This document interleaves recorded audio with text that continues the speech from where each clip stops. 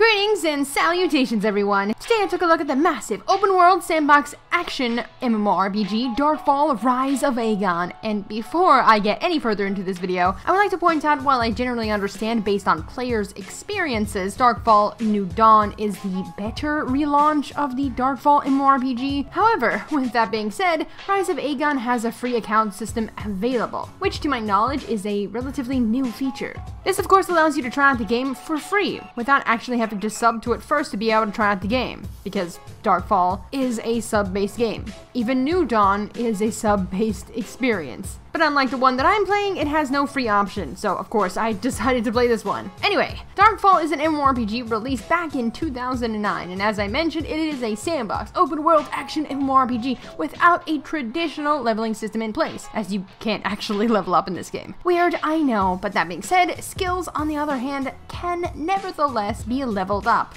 The said skills that can be leveled are mining, sword-wielding, magic, alchemy, lumberjacking, herb slicing, crouching under fences.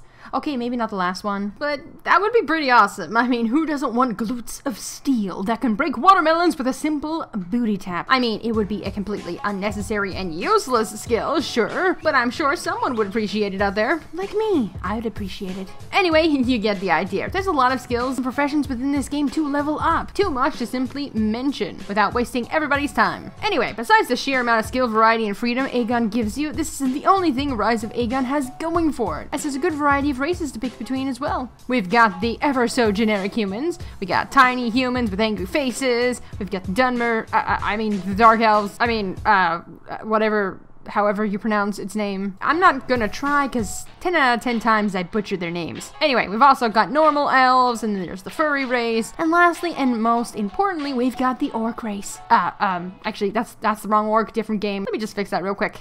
Better. Actually, wait, no, that's the wrong one as well. Wait, nope, that one? No, not that one. This one? Okay, yeah. No, yes. Sorry for the mix-up, guys. There's just so many games with orcs in them. But, since we're here anyway, it's a perfect time to mention and thank Raid Shadow Legends for sponsoring this video. Raid Shadow Legends is, of course, a beautifully animated RPG that is completely free. Just look at all of those beautifully well-crafted pixels. But I mean, it has more substance than simply just oogling over one's characters. Whilst that is also good, we need more, like giant boss battles or PvP, a staple of any good mobile game, and bad games too, but we pretend they don't exist. Then there's of course hundreds of heroes or waifus to collect. How do I know this, you may ask? Through the painstakingly long amount of hours of manual counting. 1 hero, 2 hero, 3 hero, 4 hero, 100 heroes. There, see? 100 fantastic heroes to collect. So if this game interests you guys, then feel free to visit the link in the description to not only get a free champion, you also get 500,000 silver. If that wasn't a good enough reason, there is also a special tournament that is coming out with awesome prizes. But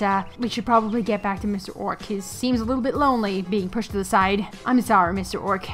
I didn't mean it, but, you're not that pretty, and Raid Shadow Legends is. So, Mr. Orc and all of the other races that I have mentioned already all start off in their own very regions within the world of DarkFall. And, DarkFall is a massive open world game, so they're far away from each other.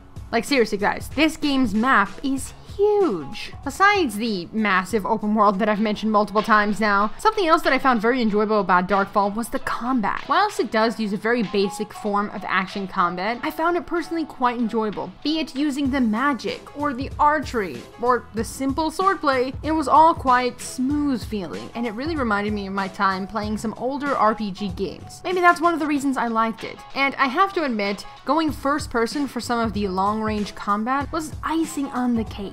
It really made you feel immersed in the game. Not only that, but you could use this first-person camera to see just how ugly all of the NPCs' faces are, face to face. Anyway, once you're done hacking away at all the monsters and getting your newly made character penetrated by various arrows from goblins that infest the areas around the city that you spawned in, you may stop and wonder why you have chosen the life of a mercenary. And if this ever does plague your mind, you can instead invest into a more calmer lifestyle. Because, let's face it, murder isn't for everyone. And within DarkFall, it couldn't be easier to start that passive lifestyle. At the beginning, you're given a little bit of a starting chance with some basic sickles, axes, pickaxes, and a variety of other weapons. Oh, and some extra cha-ching for clothing if you want, but I mean, Who needs that? This will get you started into your passive life, so you can begin running around the wilderness and finding things to smack, like this bush or this tree. Most things within the world do seem to be interactable, and that was pretty awesome.